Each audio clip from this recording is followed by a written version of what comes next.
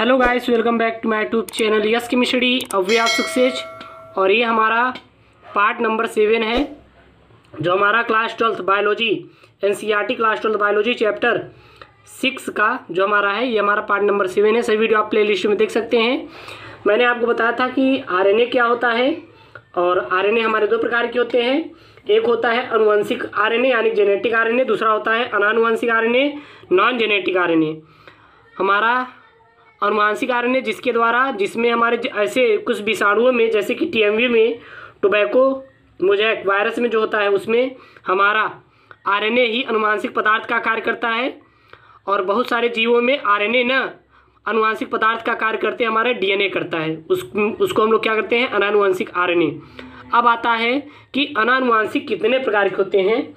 तो जो अनानुवांशिक आरएनए होते हैं, यह हमारे मुख्यतः 3 प्रकार की होती हैं। तो हम लोग कह सकते हैं कि अनानुवांशिक आरएनए कितने प्रकार के होते हैं, 3 प्रकार के। पहला क्या होता है, वो होता है आपका संदेशवाहक आरएनए। क्या होता है, संदेशवाहक आरएनए, यानी कि बोले तो क्या बोलते हैं, messenger RNA. Messenger RNA, messenger RNA, ठीक ना, मैसेंजर आरएनए, जिसको बोलते हैं संदेशवाहक आरएनए। दूसरा जो बोला जाता है, वो बोला जाता है राइबोसोमल आरएनए। क्या बोला जाता है, राइबोसोमल आरएनए। इसको क्या बोलते हैं, इसको बोलते हैं राइबोसोमल आरएनए, यानी कि राइबोसोमल आरएनए का यही हमारा होता है जो इंग्लिश में होता है राइबोसोमल आरएनए, ठीक है। तीसरा जो होता है, वो होता है आपका हमारा स्थानांतरण आरएनए। क्या होता है, स्थानांतरण आरएनए, जिसको बोलते हैं ट्रांसफर आरएनए। क्या बोलते हैं, ट्रांसफर आरएनए, ठीक ना, ट्रांसफर आरएनए। अब आता है हमारा ये संदेशवाहक आरएनए, दूसरा राइबोसोमल आरएनए, तीसरा स्थानांतरण आरएनए।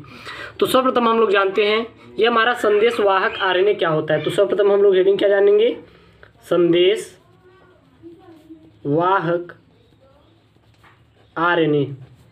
इसको इंग्लिश में बोलते हैं अगर मैसेंजर आरएनए, लेकिन इसको अगर शॉर्ट भाषा में देखें तो इसको बोला जाता है एमआरएनए। इसको हम किससे जानते हैं, एमआरएनए के नाम से जानते हैं। अब हम लोग जानते हैं कि हमारा ये एमआरएनए होता क्या है।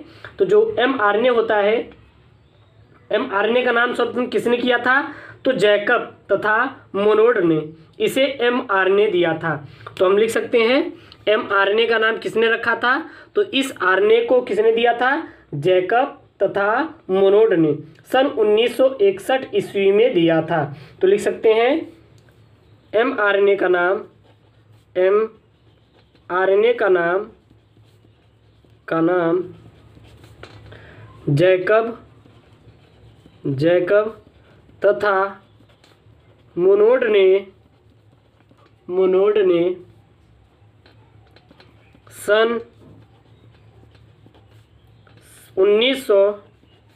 ईस्वी में दिया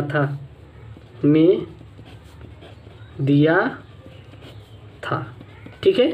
तो एमआरएनए का नाम किसने दिया था, एमआरएनए का नाम जैकब तथा मोनोड ने सन 1961 ईस्वी में दिया था। और यह आरएनए, यह हमारा डीएनए में उपस्थित आनुवांशिक सूचनाओं को एक स्थान से दूसरे स्थान तक ले जाता है, इसलिए इसे हम क्या नाम से जानते हैं, संदेशवाहक आरएनए के नाम से जानते हैं। तो लिखेंगे यह आरएनए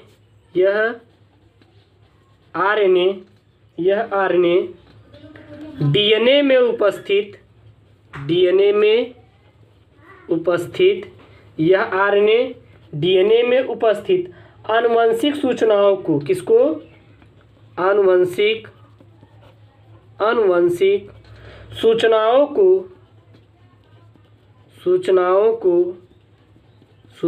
को एक स्थान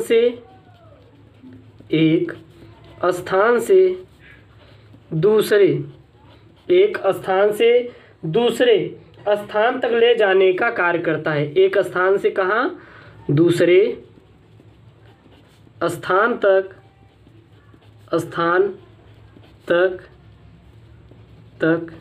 ले जाने का कार्य करता है, ले जाने का कार्य करता है, जिसे हम लोग संदेशवाहक आरएनए के नाम से जानते हैं। ठीक है ना।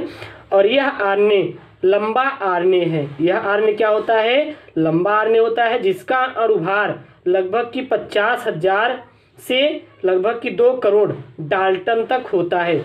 जिसका अणुभार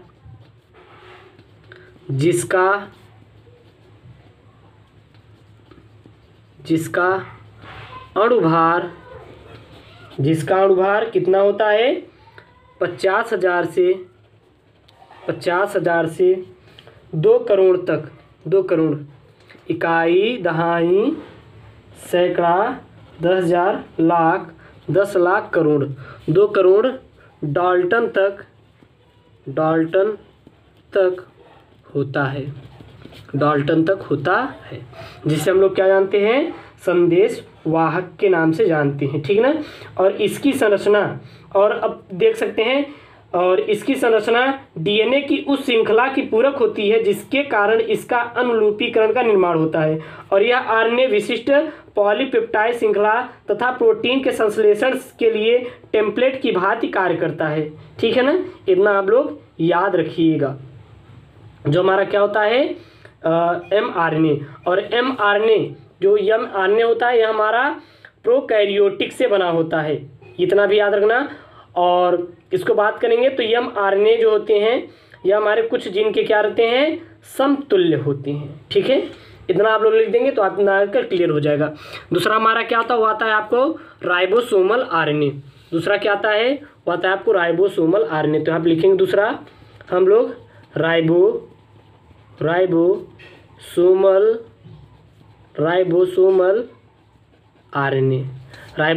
आरएनए। ठीक है ना, जिसको बोलते हैं आरएनए।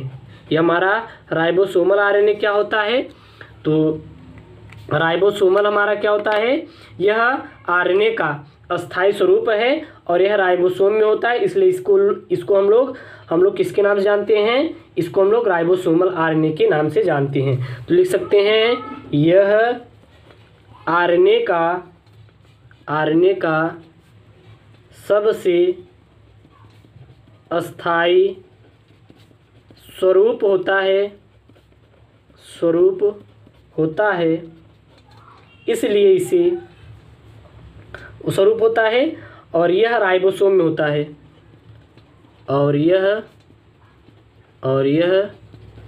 राइबोसोम में उपस्थित होता है,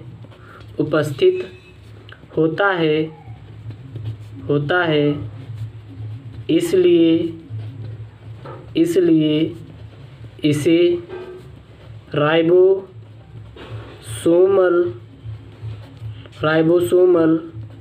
आरएनए के नाम से जानते हैं।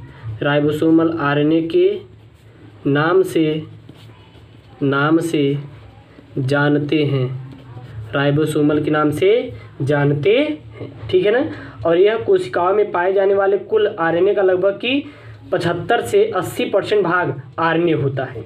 इसमें लिख सकते हैं कि कोशिकाओं में पाए जाने वाले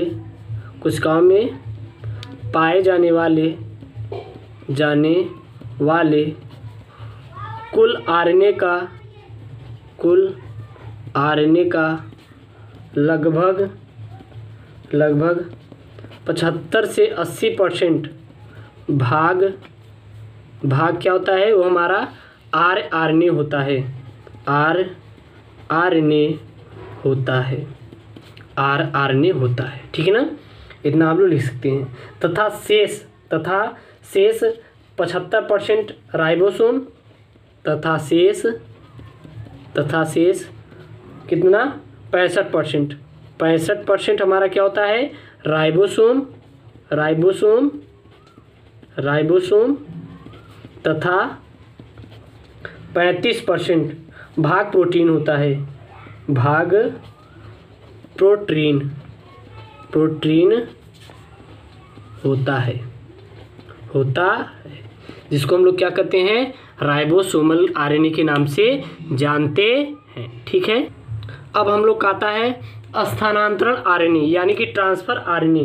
ट्रांसफर आरएनए क्या होता है, तो अगर हम लोग देखें तो फ्रांसीसी क्रिक जो वैज्ञानिक थे यह अनुमान लगाई होती थी कि यह एक ऐसी प्रक्रिया होनी चाहिए जो कोड को पढ़ सकती है तथा एमिनो अम्ल को संबद्ध कर सके और एमिनो अम्ल को कोड पढ़ने की कोई विशेष आवश्यकता नहीं हो। ठीक है ना, तो हम लिख सकते हैं कि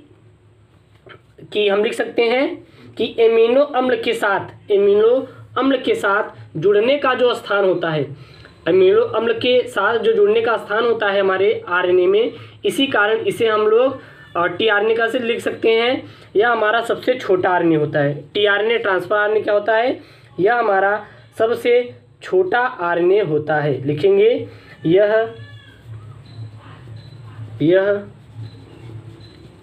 सबसे छोटा आरएनए होता है। ट्रांसफर आरएनए क्या होता है, यह सबसे छोटा आरएनए होता है जो कि आपके अंदर जो हमारे अंदर एमिनो अम्ल होती है इसको एक स्थान से दूसरे स्थान तक ट्रांसफ़र करती है। ठीक है ना, तो यह सबसे छोटा हमारा आरएनए होता है। यह कुल आरएनए का 15 से 18 भाग होता है। यह कुल आरएनए का 15 से 18% भाग होता है। 18% भाग होता है। इसका अणुभार 25,000 से 30,000 डाल्टन होता है। इसका अणुभार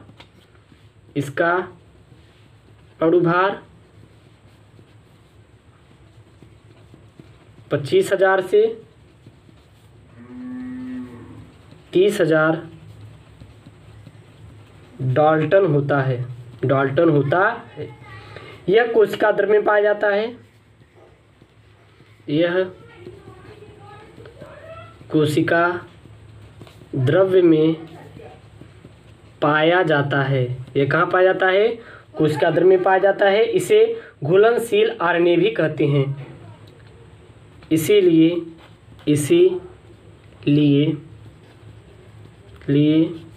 इसे घुलनशील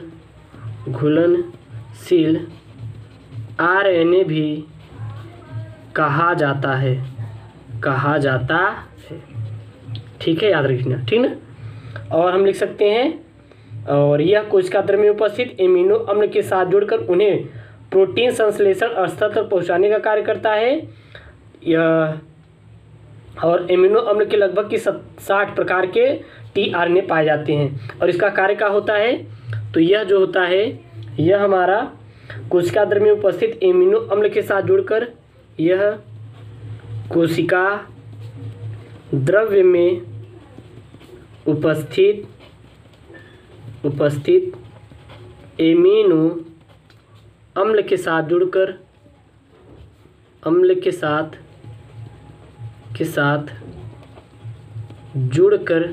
यह हमारा एमिनो अम्ल के साथ जुड़कर उन्हें प्रोटीन संश्लेषण स्थल तक पहुंचाने का कार्य करती है। उन्हें प्रोटीन संश्लेषण स्थल तक पहुंचाने का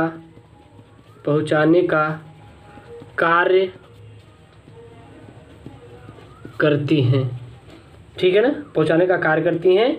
और 20 एमिनो अम्ल के साथ लगभग 60 प्रकार के टीआरएनए पाए जाते हैं। ठीक है, इसको आप लोग लिख सकते हैं। तो आप लिख सकते हैं कि 20 एमिनो अम्ल के साथ 20 अमीनो अम्ल के साथ अम्ल के लिए सॉरी लिख सकते हैं 20 एमिनो अम्ल के लिए लगभग